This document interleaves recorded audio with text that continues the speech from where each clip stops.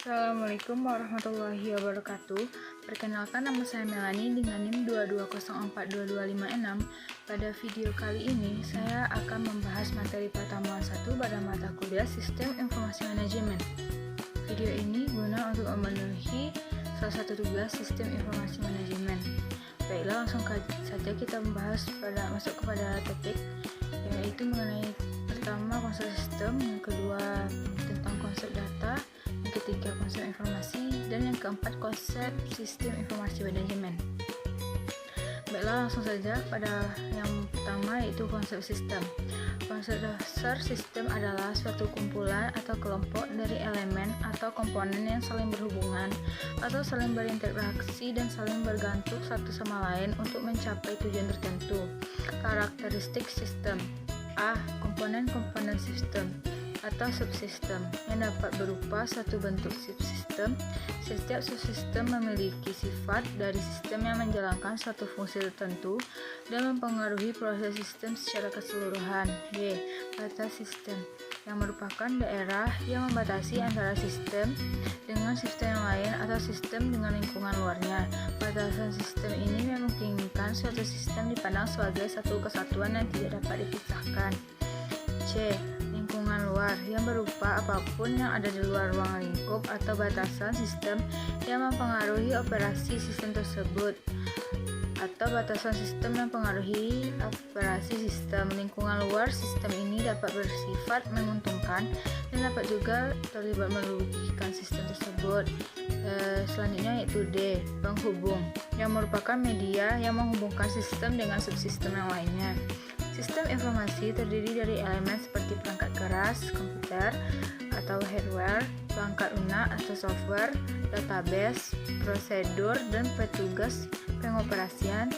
Sistem informasi manajemen terdiri dari elemen seperti perangkat keras, perangkat lunak, database, prosedur, dan petugas pengoperasian. Materi selanjutnya yaitu mengenai konsep data.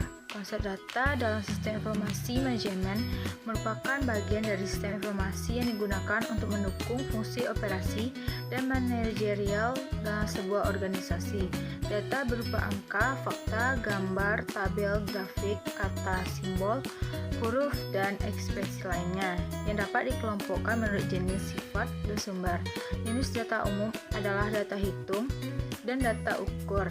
Data hitung adalah hasil perhitungan atau jumlah tertentu seperti persentase dari suatu jumlah tertentu, dan data ukur adalah data yang menunjukkan ukuran mengenai nilai tersebut. Sifat data juga dikelompokkan menjadi dua, yaitu kuantitatif dan kualitatif. Data kuantitatif adalah data mengenai penggalangan dalam hubungan dengan penjualan, sedangkan kualitatif data mengenai penggalangan dalam hubungan dengan kualitas atau sifat tertentu. Sumber data dapat berasal dari dalam atau luar organisasi dan dapat digunakan untuk membandingkan suatu tempat dengan tempat lainnya. Data dalam sistem informasi manajemen digunakan untuk mendukung pengambilan keputusan dan mempermudah proses manajemen dalam organisasi. Selanjutnya yaitu konsep informasi, yang merupakan konsep yang menggambarkan hubungan antara data, informasi, dan pengetahuan. Informasi dapat didefinisikan sebagai data yang telah diproses menurut sekelompok aturan dan memiliki arti atau nilai. Konsep informasi dalam sistem informasi manajemen merupakan konsep yang menggambarkan hubungan antara data, informasi, dan pengetahuan yang digunakan untuk mendukung pengambilan keputusan pada kegiatan manajemen dan dalam sebuah organisasi. Selanjutnya yaitu konsep sistem informasi manajemen. Konsep sistem informasi manajemen merupakan sistem dalam sebuah organisasi yang mempertemukan kebutuhan pengolahan transaksi harian dan mendukung fungsi operasi dengan sifat manajerial dari berbagai macam kegiatan di sebuah organisasi.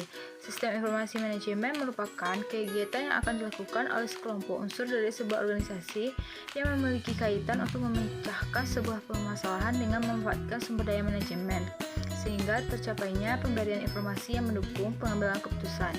Informasi dalam sistem ini dapat berupa data yang telah diproses menurut sekelompok aturan dan telah memiliki arti atau nilai. Baiklah, hanya itu yang dapat saya sampaikan pada materi pertemuan 1 kali ini. Apabila terdapat kesalahan, mohon dimaafkan. Terima kasih. Assalamualaikum warahmatullahi wabarakatuh.